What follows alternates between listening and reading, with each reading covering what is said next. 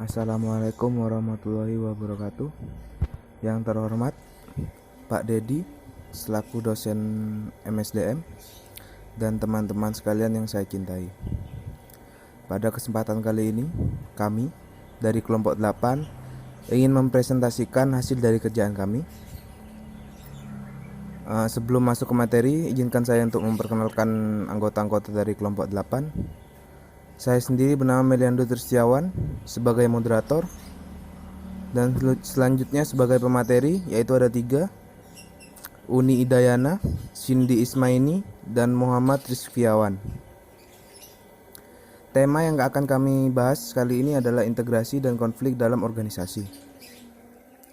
Integrasi adalah menyatukan keinginan karyawan dan kepentingan perusahaan agar tercipta kerjasama yang memberikan kepuasan. Mungkin segitu saja dari saya. Untuk lebih jelasnya, saya persilahkan kepada pemateri untuk melanjutkan presentasi ini. Assalamualaikum warahmatullahi wabarakatuh. Nama saya Muhammad Rizfiawan, MPM 719212-747. Baik, saya akan meneruskan slide yang dari moderator. Tujuan pengintegrasi. Tujuannya tentang pengintegrasi adalah memanfaatkan karyawan agar mereka bersedia bekerja keras dan berpartisipasi aktif dalam menunjang tercapainya tujuan perusahaan serta terpenuhnya kebutuhan karyawan. Selanjutnya, prinsip pengintegrasian. Prinsip pengintegrasian adalah menciptakan kerjasama yang baik dan saling menguntungkan. Hakikat kebutuhan manusia. Hakikat kebutuhan manusia ialah pengamatan perilaku seseorang, pemahamannya, dan untuk mempengaruhi demi tujuan tertentu. Kebutuhan manusia dapat diklasifikasi menjadi 3 kategori. Yang pertama, kebutuhan fisiologis atau jasmani.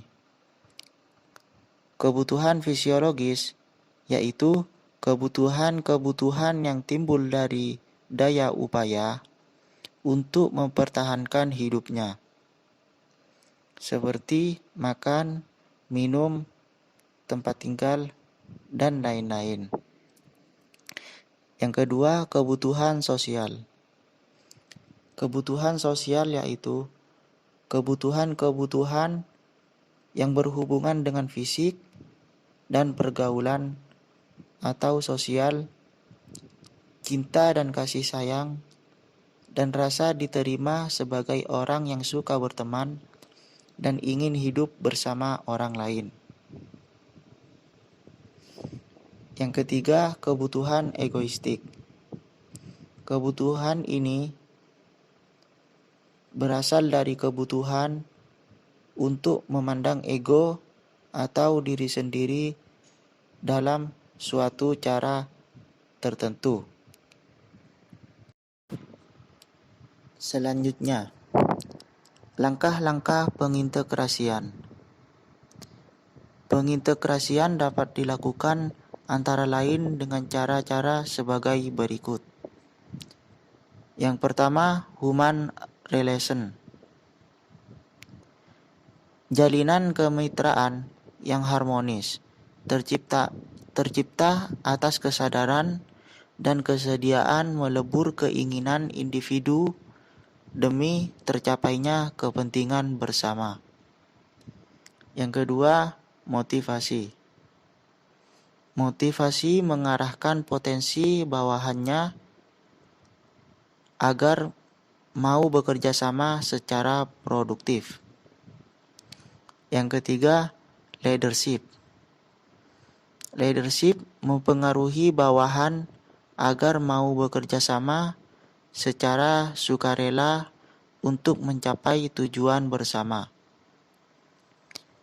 Yang keempat, kesepakatan kerja bersama, musyawarah mufakat dalam memutuskan masalah yang menyangkut kebutuhan karyawan dan kepentingan perusahaan.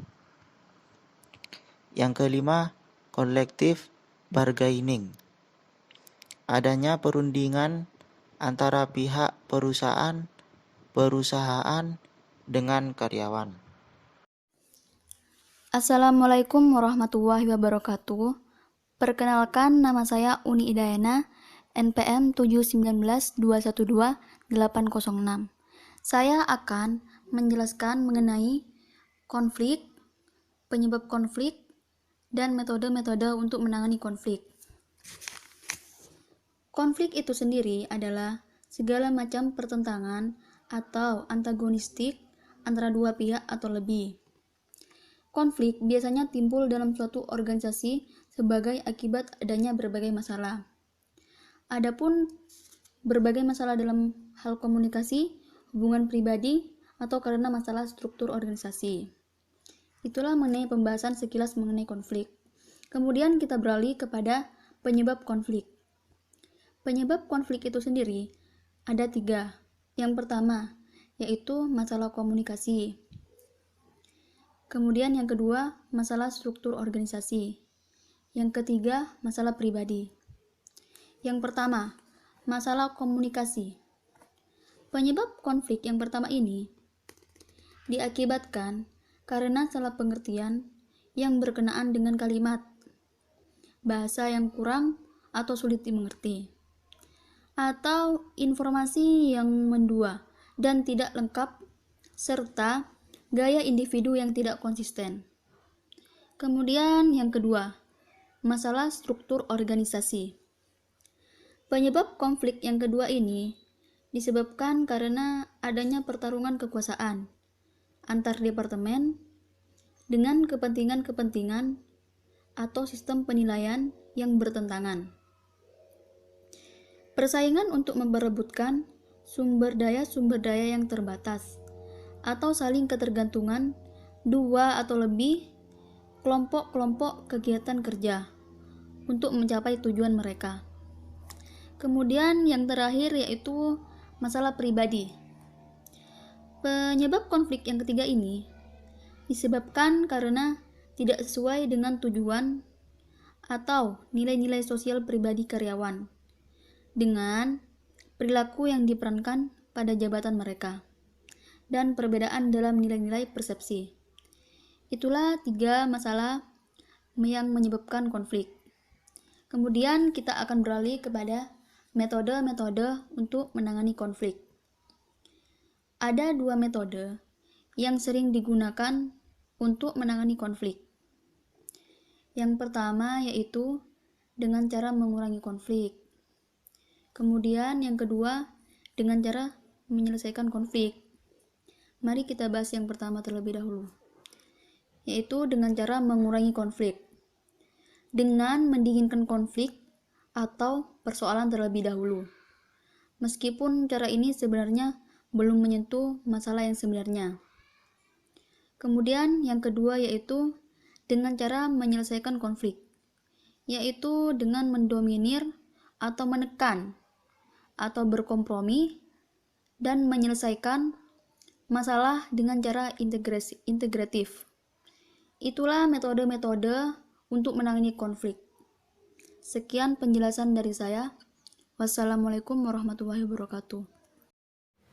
Assalamualaikum warahmatullahi wabarakatuh. Perkenalkan, nama saya Cindy Ismaini. Di sini saya akan menjelaskan perbedaan pandangan lama dan pandangan baru tentang konflik.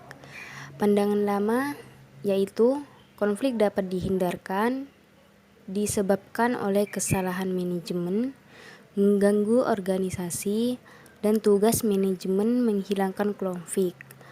Ada juga pandangan baru, yaitu konflik tidak dapat dihindarkan, terjadi karena banyak sebab, membantu atau menghambat organisasi. Dan yang terakhir, tugas manajemen mengelola tingkat konflik. Konflik struktural dalam organisasi klasik ada 4 bidang. Yang pertama, konflik hierarki.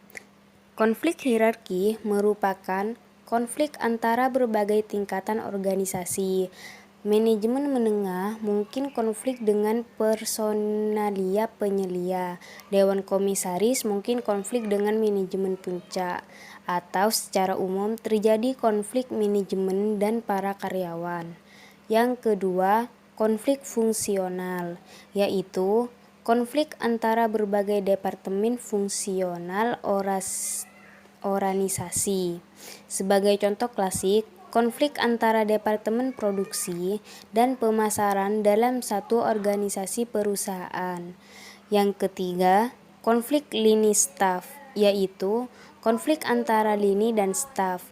Hal ini sering merupakan hasil adanya perbedaan-perbedaan yang melekat pada personalia lini dan staf.